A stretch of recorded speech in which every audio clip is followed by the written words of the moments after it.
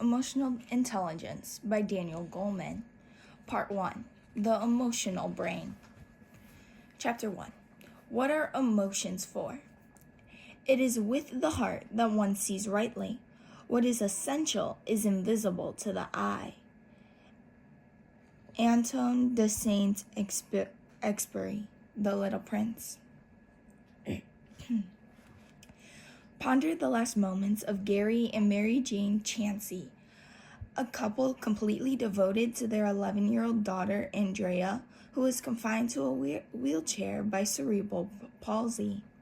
The Chansey family were passengers on an Amtrak train that crashed into a river after a barge hit and weakened a railroad bridge in Louisiana's Bow Country. Thinking first of their daughter, the couple tried their best to save Andrea as water rushed into the sinking train. Somehow they managed to push Andrea through a window to rescuers. Then, as the car sank beneath the water, they perished. Andrea's story of parents whose last heroic act is to ensure their child's survival captures a moment of almost mythic courage. Without doubt, such incidents of parental sacrifice for their progeny have been repeated countless times in human history and prehistory, and countless more in the larger course of evolution of our species.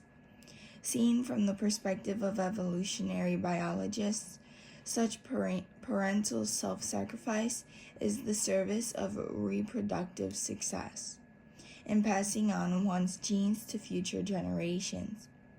But from the perspective of a parent making a desperate decision in a moment of crisis, it is about nothing other than love. As an insight into the purpose and potency of emotions, this exemplary act of parental heroism testifies to the role of altruistic love and every other emotion we feel in human life. It suggests that our deepest feelings, our passions and longings are essential guides, and that our species owes much of its existence to their power in human affairs. That power is extraordinary. Only a potent love, the urgency of saving a cherished child, could lead a parent to override the impulse for personal survival. Seen from the intellect, their self-sacrifice was arguably irrational. Seen from the heart, it was the only choice to make. Sociobiologists point to the preeminence of heart over head at such crucial moments when they conjecture about why evolution has given emotion such a central role in the human psyche. Our emotions, they say, guide us in facing predicaments and tasks too important to leave to intellect alone. Danger, painful loss, persisting toward a goal despite frustrations, bonding with a mate, building a family. Each emotion offers a distinctive readiness to act. Each points us in a direction that has worked well to handle the recurring challenges of human life. As these eternal situations were repeated and repeated over our evolutionary history, the survival value of our emotional repertoire was attested to by its becoming imprinted on our nerves as innate, automatic tendencies of the human heart. A view of human nature that ignores the power of emotions is sadly short-sighted. The very name Homo sapiens, the thinking species, is misleading in light of the new appreciation and vision of the place of emotions in our lives that science now offers. As we all know from experience, when it comes to shaping our decisions and our actions, feeling counts every bit as much and often more than thought. We have gone too far in emphasizing the value and importance of the purely rational of what IQ measures in human life. For better or worse, intelligence can come to nothing when the emotions hold sway.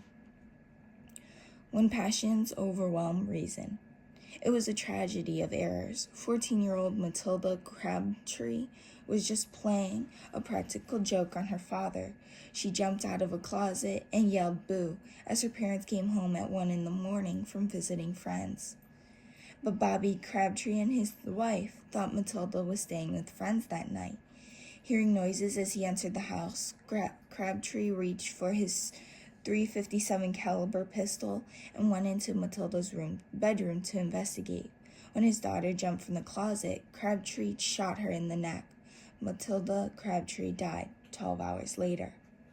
One emotional legacy of evolution is the fear that mobilizes us to protect our family from danger. That impulse impelled Bobby Crabtree to get his gun and search his house for the intruder he thought was prowling there. Fear primed Crabtree to shoot before he could fully register what he was shooting at, even before he could recognize his daughter's voice. Automatic reactions of this sort have become etched in our nervous system, evolutionary biologists presume, because for a long and crucial period in human prehistory, they made the difference between survival and death. Even more important, they mattered for the main task of evolution, being able to bear progeny who would carry on these very genetic predispositions. A sad irony given the tragedy at the Crabtree household. But while our emotions have been wise guides in the evolutionary long run, the new realities civilization presents have arisen with such rapidity that the slow march of evolution cannot keep up. Indeed, the first laws and proclamations of ethics, the Code of Hammurabi, the 10 Commandments of the Hebrews, the edicts of Emperor Ashoka, can be read as attempts to harness, subdue, and domesticate emotional life. As Freud described, in Civilization and Its Discontents, society has had to enforce from without rules meant to subdue tides of emotional excess that surge too freely within. Despite these social constraints, passions overwhelm reason time and again. This given of human nature arises from the basic architecture of mental life. In terms of biological design for the basic neural circuitry of emotion, what we are born with is what worked best for the last 50,000 human generations, not the last 500 generations, and certainly not the last 5. The slow, deliberate forces of evolution that have shaped our emotions have done their work over the course of 1,000,000 years. In the last 10,000 years, despite having witnessed the rapid rise of human civilization and the explosion of the human population from 5 million to 5 billion, have left little imprint on our biological templates for emotional life. For better or for worse, our appraisal of every personal encounter and our responses to it are shaped not just by our rational judgment or our personal history, but also by our distant ancestral past. This leaves us with sometimes tragic propensities, as witness the sad events at the Crabtree household. In short, we too often confront post-mortem dilemmas with an emotional repertoire tailored to the urgencies of the pleasantcy. That predicament is at the heart of my subject. Impulses to action. One early spring day, I was driving along a highway over a mountain pass in Colorado when a snow flurry suddenly blotted out the car a few lengths ahead of me. As I peered ahead, I couldn't make out anything. The swirling snow was now a blinding whiteness. Pressing my foot on the brake, I could feel anxiety flood my body and hear the thumping of my heart. The anxiety built to full fear. I pulled over to the side of the road, waiting for the flurry to pass. A half hour later, the snow stopped, visibility returned, and I continued on my way, only to be stopped a few hundred yards down the road, where an ambulance crew was helping a passenger in a car that had rear-ended a slower car in front. The collision blocked the highway. If I had continued driving in the blinding snow, I would have hit them. The caution and fear forced on me that day may have saved my life, like a rabbit frozen in terror at the hint of a passing fox, or a proto-mammal hiding from a marauding dinosaur. I was overtaken by an internal state that compelled me to stop, pay attention, and take heed of a coming danger. All emotions are, in essence, impulses to act, the instant plans for handling life that evolution has instilled on us.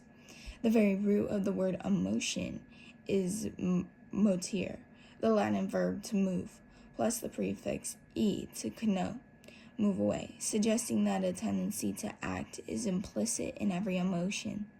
That emotions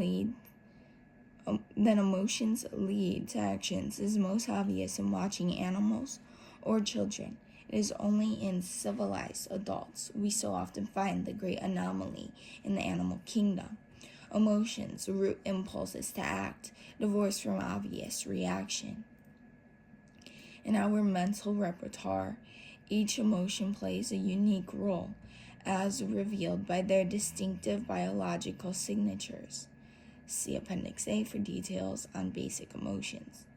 With new methods to peer into the body and brain, researchers are discovering more psychological details of how each emotion prepares the body for a very different kind of response.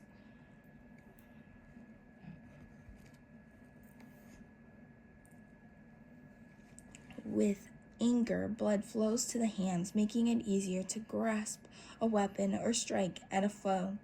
Heart rate increases and a rush of hormones such as adrenaline generates a pulse of energy strong enough for vigorous action.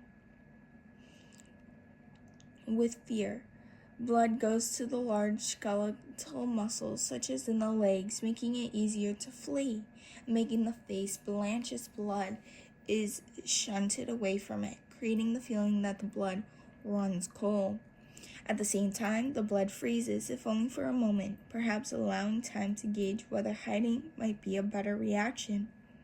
Circuits in the brain's emotional centers trigger a flood of hormones that put the body on general alert, making it edgy and ready for action, and attention fixates on the threat at hand, the better to evaluate what responses to make. Among the main biological changes in happiness is an increased activity in a brain center that inhibits negative feelings and fosters an increase in available energy, a quitting of those that generate worrisome thought. But there is no particular shift in psychology save quiescence, which makes the body recover more quickly from the biological arousal of upsetting emotions. This configuration offers the body a general rest, as well as readiness and enthusiasm for whatever task is at hand and for striving toward a great variety of goals. Love, tender feelings, and sexual satisfaction entail parasympathetic arousal, the physiological opposite of the fight or flight mobilization shared by fear and anger. The parasympathetic pattern, dubbed the relaxation response, is a body-wide set of reactions that generates a general state of calm and contentment, facilitating cooperation. The lifting of the eyebrows in surprise allows the taking in of a larger visual sweep and also permits more light to strike the retina. This offers more information about the unexpected event, making it easier to figure out exactly what is going on and concoct the best plan for action. Around the world, an expression of disgust looks the same and sends the identical message. Something is offensive in taste or smell, or metaphorically so. The facial expression of disgust, the upper lip curled to the side as the nose wrinkles slightly, suggests a primordial attempt, as Darwin observed, to close the nostrils against a noxious odor or to spit out a poisonous food. A main function for sadness is to help adjust to significant loss, such as the death of someone close or a major disappointment. Sadness brings a drop in energy and enthusiasm for life's activities, particularly diversions and pleasures. And as it deepens and approaches depression, slows the body's metabolism. This introspective withdrawal creates opportunity to mourn a loss or frustrated hope, grasp its consequences for one's life, and as energy returns, plan new beginnings. This loss of energy may well have kept saddened and vulnerable early humans close to home, where they were safer. These biological propensities to act are shaped further by our life experience and our culture. For instance, universally, the loss of a loved one elicits sadness and grief, but how we show our grieving, how emotions are displayed or held back for private moments, is molded by culture, as are which particular people in our lives fall into the category of loved ones to be mourned. The protracted period of evolution when these emotional responses were hammered into shape was certainly a harsher reality than most humans endured as a species after the dawn of recorded history. It was a time when few infants survived to childhood and few adults to 30 years, when predators could strike at any moment, when the vagaries of doubt and floods meant the difference between starvation and survival. But with the coming of agriculture and even the most rudimentary human societies, the odds of survival begin to change dramatically. In the last 10,000 years, when these advances took hold throughout the world, the ferocious pressures that held the human population in check eased steadily. Those same pressures had made our emotional responses so valuable for survival as they wanted, so did the goodness of fit of parts of our emotional repertoire. While in the ancient past, a hair-trigger anger may have offered a crucial edge for survival, the availability of automatic weaponry to 13-year-olds has made it too often a disastrous reaction. Our two minds.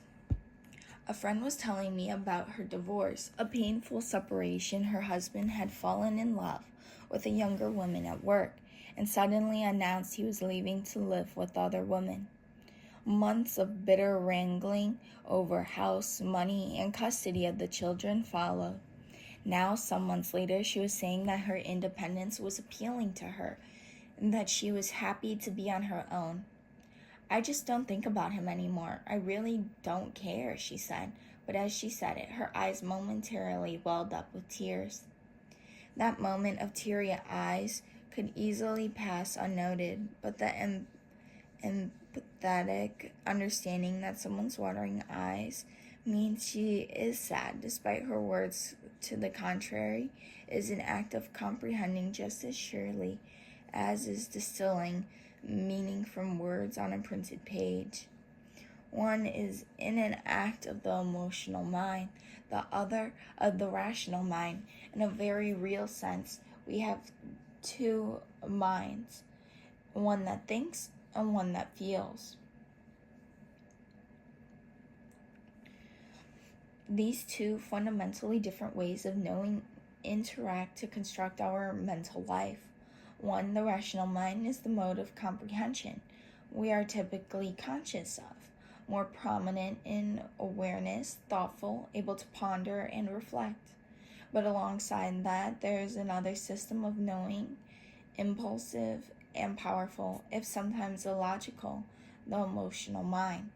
For a more detailed description of the characteristics of the emotional mind, see Appendix B. The emotional/rational dichotomy approximates the folk distinction between heart and head. Knowing something is right in your heart is a different order of conviction, somehow a deeper kind of certainty, than thinking so with your rational mind. There is a steady gradient in the ratio of rational to emotional control over the mind. The more intense the feeling, the more dominant the emotional mind becomes, and the more ineffectual the rational. This is an arrangement that seems to stem from eons of evolutionary advantage to having emotions and intuitions guide our instantaneous response in situations where our lives are in peril and where pausing to think over what to do could cost us our lives. These two minds, the emotional and the rational, operate in tight harmony, for the most part intertwining their very different ways of knowing to guide us through the world. Ordinarily, there is a balance between emotional and rational minds, with emotion feeding into and informing the operations of the rational mind, and the rational mind refining and sometimes vetoing the inputs of the emotions. Still, the emotional and rational minds are semi-independent faculties, each, as we shall see, reflecting the operation of distinct but interconnected circuitry in the brain. In many or most moments, these minds are exquisitely coordinated. Feelings are essential to thought to feeling, but when passions surge, the balance tips. It is the emotional mind that captures the upper hand, swamping the rational mind. The 16th century humanist Erasmus Rotterdam wrote in a satirical vein of this perennial tension between reason and emotion. Jupiter has been bestowed far more passion than reason. You could calculate the ratio as 24-1. He set up two raging tyrants in opposition to reason's solitary power, anger and lust. How far reason can prevail against the combined forces of these two, the common life of man makes quite clear. Reason does the only thing she can and shouts herself hoarse, repeating formulas of virtue, while the other two bid her go hang herself, and are increasingly noisy and offensive until at last their ruler is exhausted, gives up, and surrenders. How the brain grew. To better grasp the potent hold of the emotions in the thinking mind, and why feeling and reason are so readily at war, consider how the brain evolved. Human brains, with their 3 pounds or so of cells and neural juices, are about triple the size of those in our nearest cousins in evolution, the non-human primates. Over millions of years of evolution, the brain has grown from the bottom up, with its higher centers developing as elaborations of lower, more ancient parts. The growth of the brain in the human embryo roughly retraces this evolutionary course. The most primitive part of the brain, shared with all species that have more than a minimal nervous system, is the brainstem, surrounding the top of the spinal cord. This root brain regulates basic life functions, like breathing and the metabolism of the body's other organs, as well as controlling stereotyped reactions and movements.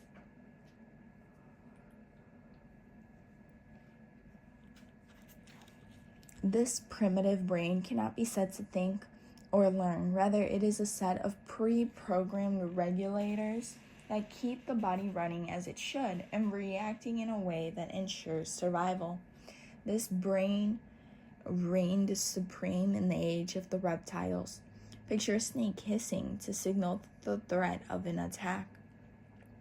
From the most primitive root, the brainstem emerged the emotional centers.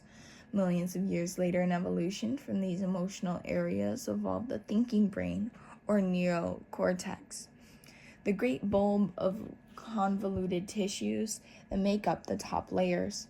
The fact that the thinking brain grew from the emotional reveals much about the relationship of thought to feeling. There was an emotional brain long before there was a rational one.